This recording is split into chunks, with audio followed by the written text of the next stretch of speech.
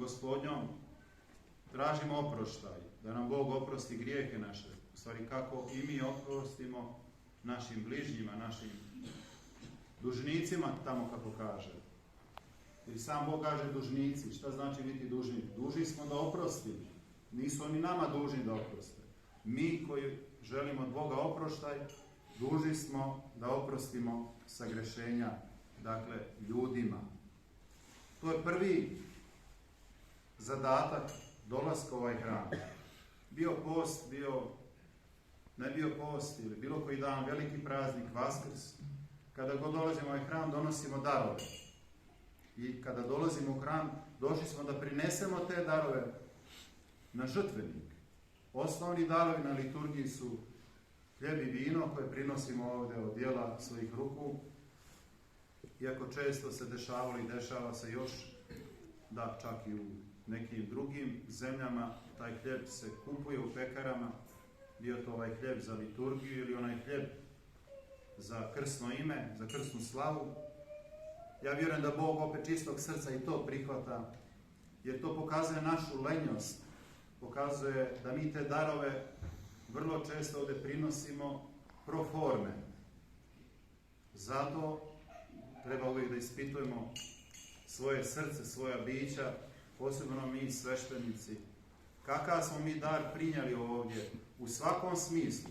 Prvo srce, da bude čisto, bez obzira nekada ako i taj hljeb nije dovoljno i kvalitetno pripremljen. On samo govori o našim ličnim slabostima, ali čak i o slabostima ovog svijeta. Jer mi ono što prinosimo ovdje, prinosimo upravo zbog tih slabosti. Moleći Boga da kroz to skromno, jednostavno, neraskošnu žrtvu ovdje prinosimo. Podlačim opet, to o nama govori. Ne kritikuje nikog, nego konstatujem da je to, a vjerujem da ćete se svi složiti, zaista tako. No ne treba kriviti ni onu fabriku koja proizvede nekakav vještački hljeb prskan na pšenicu otrovnu, ni ono vino koje nije kvalitetno proizvedeno. Nego trebamo mi i to što imamo i što prinosimo, truditi se da čistoga srca prinesemo. Jer i ako prinesemo najsavršenije i najčistije ovdje u materijalnom smislu, u novčanom, u zlatnom, u srebru i zlatu, kako tamo kaže, djelima ljudskih ruku, onda ta žrtva ako nije srcem prinesena, bit će uzorna. Zato kaže, oprostiti moramo. Šta znači? Prinijeti čistu žrtvu. A čista žrtva pred oltar, braći i sestre, prvenstveno je da se izvinimo jedni sa drugima, da oprostimo jedni drugima sagrešenja. Da li neko drugi meni želi oprostiti ili ne, to je njegov problem. Ali ja želim i opraštam svima. Punog bića, punog srca.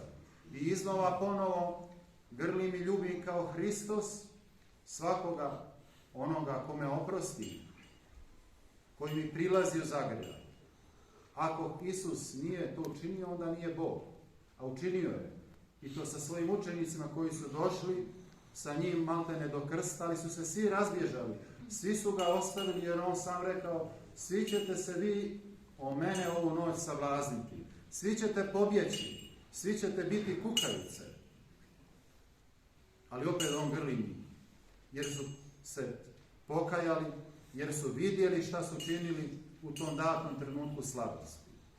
Prvi Petar, koji se odrekao Isusa i to javno, i to Sveto pismo zapisalo.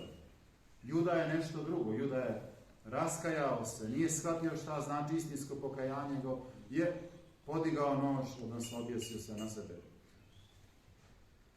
Dakle, današnjem evanđelju, braće i sestre, da oprostimo prvo drugima, a onda ovdje prinesemo svoju ispovijest, svoje pokajanje, svoju službu, da Bog nama oprosti.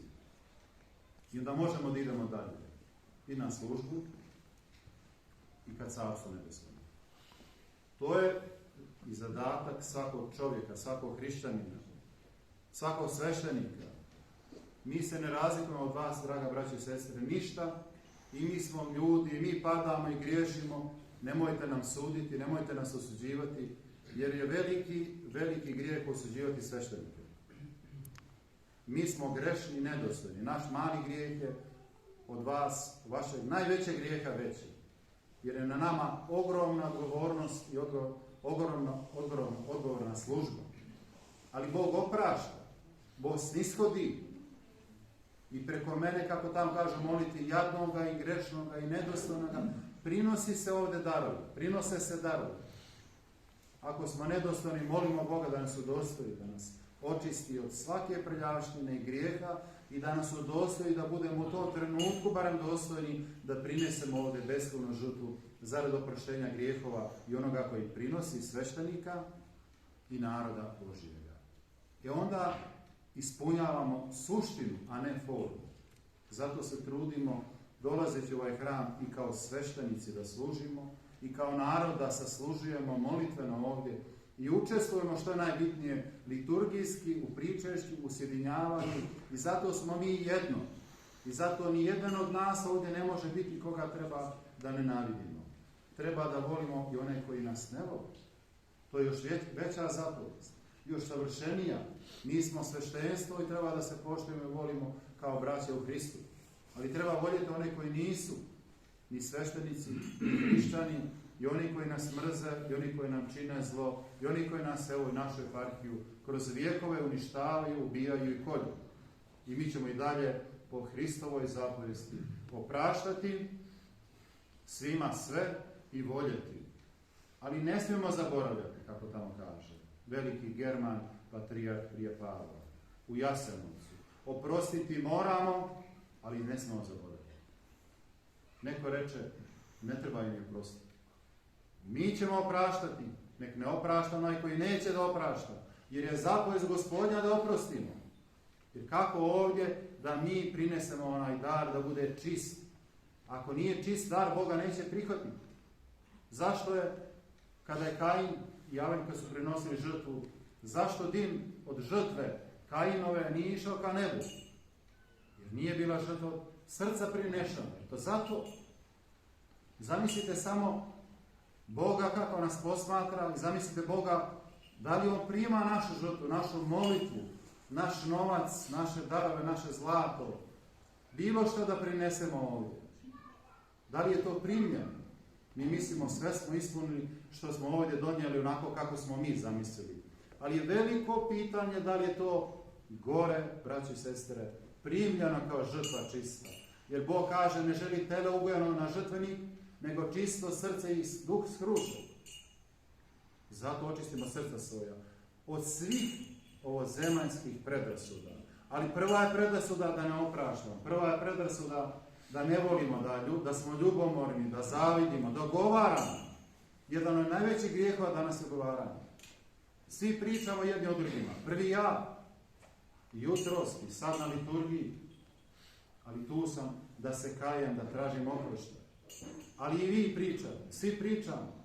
Svi nosimo telefone, svi tumačimo ovaj svijet i život svakog čovjeka. Gdje smo mi? Gdje sam ja pojedinačno? Kako će mene Bog tumačiti sutra? To treba da postavimo pitanje. Zato istinski iz dubine duša oprostimo grijehe jednim drugima. I sigurno Bog će nam oprostiti i onda možemo lakše, terete lakši, da nosimo pojedinačno svako svoj život, svoj krst, svoje breme i onda idemo sa radošću, sa pjevanjem idemo jednim drugima, idemo zagrlja jednim drugima, a prvenstveno onda i Bogu živome. Da dočekamo slavno vaskrsenje radosti